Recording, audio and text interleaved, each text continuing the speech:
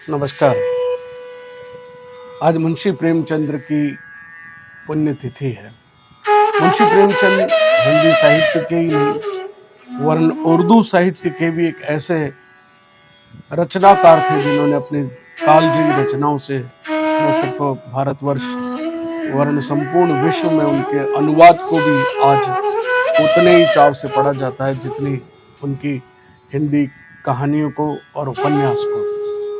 मुंशी प्रेमचंद की मनोविज्ञान के जो जानकारी उनको थी, मानव जीवन की जिन संवेदनाओं को, भावनाओं को जितना प्रभावी ढंग से वो समझ सकते थे, उन्होंने समझकर और उसको उसी रूप में लिखने की कोशिश करी। ये सर्वाधिक महत्वपूर्ण है। कई बार क्या होता है कि एक लेखक अपने सारे विचारों को लिखते वक्त अपने व्यक्तित्व को उस पर हावी होने देता है और एक हद तक अपने अंदर के अनुभवों के आधार पर ही व्यक्ति अपनी रचना को लिखता है, या समकालीन परिस्थितियों को समझकर लिखता है, या समकालीन समाज को के मनोविज्ञान को समझकर लिखता है। मुंशी प्रेमचंद बिल्कुल मुक्त, सहज, सरल भाव से हर बात को लिखते थे। उनकी ईदगाह आप सब लोगों ने पढ़ी होगी, हम सबके पाठ्यक्रम का हिस्सा रही। हमने उनकी कई ऐसी बाल कहानियां भी हमने पढ़ी है। उनकी कालजयी रचनाओं में गबन, गोदान, कफन, नमक का दरोगा, कायाकल्प, प्रतिज्ञा, प्रेमाश्रय और बूढ़ी का की कहानी और एक नॉवेल निर्मला जो एक शक्की पिता और पति के उस चरित्र को जिस ढंग से दिखाता है, ऐसे मुंशी प्रेमचंद की ऐसी कालजयी रचना नमक का दरोगा में आप देखिए कि आज के जिस राजनीतिक वातावरण के बीच में भ्रष्टाचार का जो पूरा परिदृश्य दिखता है, वह कितने साल पहले मुंशी प्रेमचंद ने अपने इस काव्य में दिखाया है। आज उनकी पुण्यतिथि है। साहित्य एक ऐसा दर्पण है, जैसे हम अपनी शक्ल कांच में देखते हैं तो हम उस दर्पण में दिखते हैं। साहित्य भी ऐसा दर्पण है जिसमें समाज का चेहरा दिखता है। लेकिन मुंशी प्रेमचंद की ये कहानियां, ये नॉवेल, उनकी ये दुर्लभ कहानियां, अभी मैं पढ़ रहा था, आज मुंशी जी का पुण्यतिथि है तो मैंने इसमें एक पहली कहानी पढ़ी, आल्हा। उसमें उन्होंने लिखा है कि मक्कार आदमी की अपनी भावनाओं पर जो अधिकार होता है वह किसी बड़े योगी के लिए भी कठिन है। उसका दिल रोता है मगर होठ हंसते हैं, दिल खुशियों के मजे लेता है मगर आंखें रोती है, दिल डाह की आग से जलता है मगर जबान से शहद और शक्कर की नदियां बहती हैं।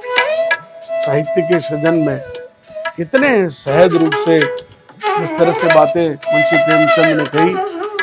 जो लोग साहित्य को पढ़ते हैं, जो लोग साहित्य को समझते हैं, वो सहज रूप से अपने अंदर के उस मनोविज्ञान को उस कहानी से जोड़ देते हैं।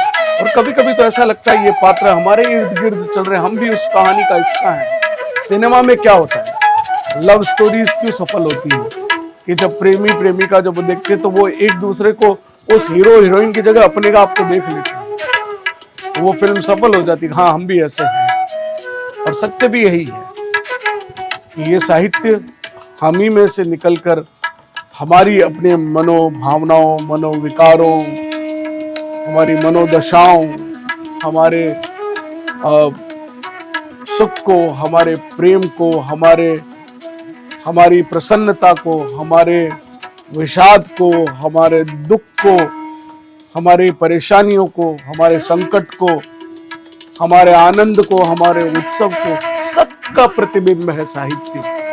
आजकल तो टीवी सीरियलों ने उनकी जगह ले ली, आजकल ओटीटी प्लेटफॉर्म ने जगह ले ली, लेकिन उनमें झूठ और मक्कारी का इतना संपुट मिला दिया जाता है कि समाज के आईने में जो समाज देखना चाहता है वो तो नहीं दिखता, समाज फिर वैसा बनने की प्रयास करता है क्योंकि उसका प्रभाव होता है।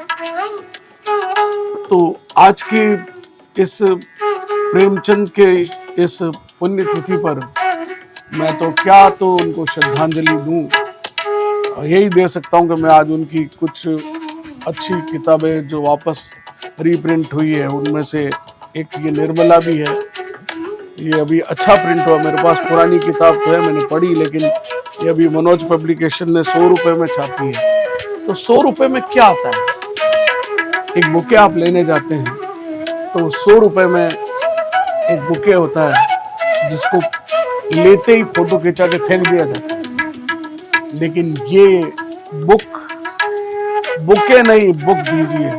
ये संदेश मैं आज मुंशी प्रेमचंद की इस पुण्यतिथि पर आपको देना चाहता हूँ।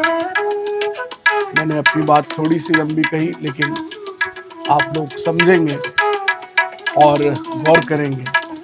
इसी आशा और विश्वास के साथ बूढ़ी काकी के उस मर्म को, क्या दृश्य है, आत्मा रोती है एक ब्राह्मण के घर में, जिस काकी ने सब कुछ दिया, जो भोजन की अंत समय में लालसाएं बढ़ती है मनुष्य की, तो वो भोजन की लालसा उसकी भी थी, लेकिन उसको खाना नहीं खिलाया। आधी रात को उठकर उस जूठन में से चुन चुन कर बूढ़ी काकी जब खाती है, आत्मा रोती है कि क्या दृश्य लिखा होगा। हम अपने बुजुर्गों के साथ कहीं ऐसा तो नहीं कर रहे हैं। हम संवेदनहीन हो चुके हैं, हमारी संवेदनाएं मर चुकी है कई मामलों में। हमको उस संवेदनाओं को फिर जीवित करने के लिए साहित्य को पढ़ना चाहिए। आइए मुंशी प्रेमचंद की इस पुण्यतिथि पर अपने भावों को, अपने बुजुर्गों के प्रति प्रेम को, सम्मान को बनाए रखेंगे। आज इतना ही, बहुत बहुत धन्यवाद।